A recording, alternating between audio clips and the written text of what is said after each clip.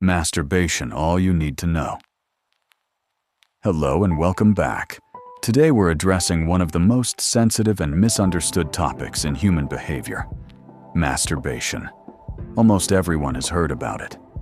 But most of what people know comes from rumors, jokes, or scary online stories. Some people say it is completely evil. Others claim it is completely harmless and even necessary. So where is the truth? In this video, we'll explore what masturbation really is, why people do it, the common myths, the realistic pros and cons, and very importantly, how different cultures and races around the world see it. Let's begin. First, we need to understand a clear definition of masturbation. Masturbation is when a person stimulates their own body for sexual feelings, often leading to orgasm. From a biological point of view, it is a natural capability of human beings. It occurs across all races, genders, and societies. Most people become aware of it during puberty, when hormones increase and curiosity about the body begins. But here is something very important. Just because it is natural does not mean it is required. Some teenagers masturbate. Some never do. Both situations are medically normal. Reasons why people masturbate. People masturbate for many different reasons. Curiosity, pleasure, to relax, to fall asleep, because they have no partner, out of boredom, or as a learned habit. So masturbation is mainly a personal behavior, not a medical treatment. Let's look at the myths about masturbation. Let's confront the myths, because this is where most fear comes from. Myth number 1. Masturbation makes you go blind. This is completely false. There is no connection between self-stimulation and eyesight. Myth number 2. It causes mental illness. Also untrue. Masturbation does not damage the brain or memory. Myth number 3. It stops your growth. No scientific evidence at all. Human height is genetic and nutritional. Myth number 4. Only boys masturbate. False. Both males and females can and do. Myth number 5. You will run out of semen. Another false story. The body produces semen continuously. Myth number 6. It means you are abnormal. Absolutely not. Myth number 7. It reduces fertility. No medical proof supports this. These myths were created mostly to scare young people into avoiding the behavior, but knowledge is stronger than fear. Now, let's look at the advantages of masturbation. 1. It may provide temporary stress relief. 2. Some people feel relaxed afterward. 3. It can sometimes help with sleep. 4. It is a safe sexual outlet with no pregnancy risk. 5. No risk of sexually transmitted infections. But remember, these are short-term benefits.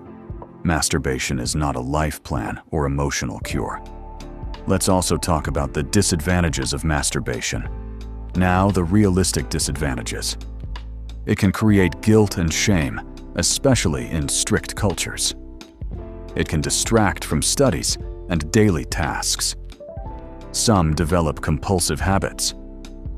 Pornography-linked masturbation can distort expectations. It may encourage social withdrawal. It can quietly waste large amounts of time. So, moderation is absolutely key. At this point, where do we draw the line? I believe it should be when it becomes a problem. Masturbation becomes concerning when it interferes with school or work, happens in inappropriate places, affects relationships, feels out of control, or consumes hours every day. At that point, getting emotional or counseling support is important. Let's look deeper into cultural and racial perspectives. How the world sees masturbation. To be very honest, we need to face the reality from this angle. Now, let's address something many people overlook. Different races don't biologically see masturbation differently, but cultures attached to races do. African race. Culturally, in many African societies, masturbation is mostly viewed negatively. Traditional African culture is conservative about open sexual discussion. Because of that silence, myths grew strong. Religion heavily shapes opinions today. Christian communities usually discourage it as sinful. Muslim communities mostly forbid it. So publicly, most African families promote abstinence and strong self-control. Even though individuals may do it privately, the dominant cultural message is, avoid it if possible. White, Siwantra European races. In modern Western Europe and among white British culture, the attitude is far more relaxed. Typical beliefs include, it is normal, harmless in moderation, a private personal choice, not a moral panic. Ironically, Europeans once created many of the old myths, but modern education and science have changed that perspective. Asian races. Asia is very diverse. In South Asian cultures like India and Pakistan, attitudes are conservative and strongly influenced by religion, so masturbation is often discouraged. But in East Asia, China, Japan, South Korea, it is more commonly accepted as a normal private part of adolescence, though still a modest and personal topic. Arab. Middle Eastern race. In Arab cultures, largely shaped by Islamic law and traditions, masturbation is highly taboo and usually forbidden. Public discussion of it is extremely sensitive. Latin American and Caribbean races. These regions mix European and African traditions, generally conservative due to Catholic influence. But younger generations are becoming more open, especially in Brazil, Mexico, and Argentina. So what we call racial differences are really religious history, parenting norms, real reasons why most married people still masturbate. The last one will shock you. Number 1. Two people can share the same bed and still feel alone. Marriage is often seen as the end of desire problems, but psychology tells a different story, one most people are afraid to talk about. Why do many married people still masturbate, even when they love their partner? The answer isn't immorality. It isn't lack of attraction. It's human behavior. Number 2. The myth marriage sold us. Society sells a powerful myth. Once you're married, your sexual needs should be fully met. But the human brain does not work by contracts. It works by chemistry, habit, stress, and emotion. Marriage changes life. Responsibilities increase. Stress rises. Novelty reduces. Energy declines. But the brain's reward system does not shut down just because vows were exchanged. This gap between expectation and reality is where confusion begins. Number 3. The brain does not understand marriage. Your brain evolved long before marriage existed. From a psychological perspective, the brain seeks dopamine, reward. It seeks stress relief. It seeks control and predictability. Masturbation provides immediate relief, no negotiation, no emotional risk, no fear of rejection. To the brain, it's efficient, not romantic, not relational, just efficient. Number 4, control versus connection. One of the least discussed reasons is control. Marriage involves timing, emotional states, expectations, past arguments. Masturbation involves total control, no performance anxiety, no emotional history. Psychologically, when life feels chaotic, humans seek something they can control. This is not about replacing a partner, it's about regulating the nervous system. Number 5. Stress, not desire, is the driver. Here's a shocking truth.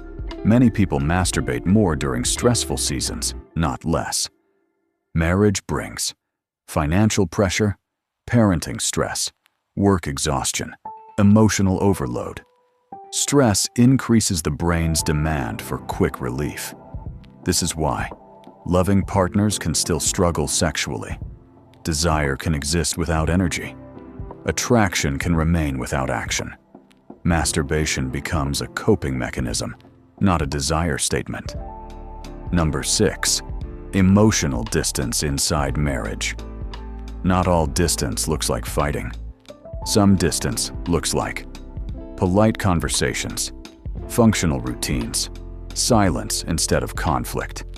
When emotional connection weakens, sexual vulnerability feels risky. Masturbation feels safer than initiating intimacy, being turned down, feeling misunderstood. The brain chooses safety over connection when emotional security drops. Number 7. Habit. Loops from before marriage. Most people don't talk about this part. Habits formed before marriage don't disappear automatically. The brain works in loops. 1. Trigger 2. Behavior 3. Relief. Marriage doesn't erase neural pathways. It only adds new ones. Without intentional change, old habits coexist with new commitments. This isn't failure, it's neuroplasticity. Number 8. Why this doesn't mean the marriage is broken. This is the most important part. Masturbation in marriage does not automatically mean lack of love, cheating, attraction loss, moral failure. In psychology, behavior not equal intention. Many people deeply love their partners while privately managing stress, emotions, and identity. The danger is silence, not the behavior itself. Number 9. The real problem: shame and secrecy. What damages marriages is not biology. It's shame, secrecy, fear of honest conversations. When people hide instead of communicate, emotional distance grows. Understanding behavior removes shame. Understanding shame restores connection. Number 10. Marriage doesn't turn humans into machines. It joins two complex nervous systems under one roof. And sometimes, behavior is not betrayal. It's a message the brain is sending. The real question isn't, why do married people still masturbate? The real question is, what is the mind trying to regulate when connection feels difficult? Do you think society expects too much from marriage emotionally? Why or why not?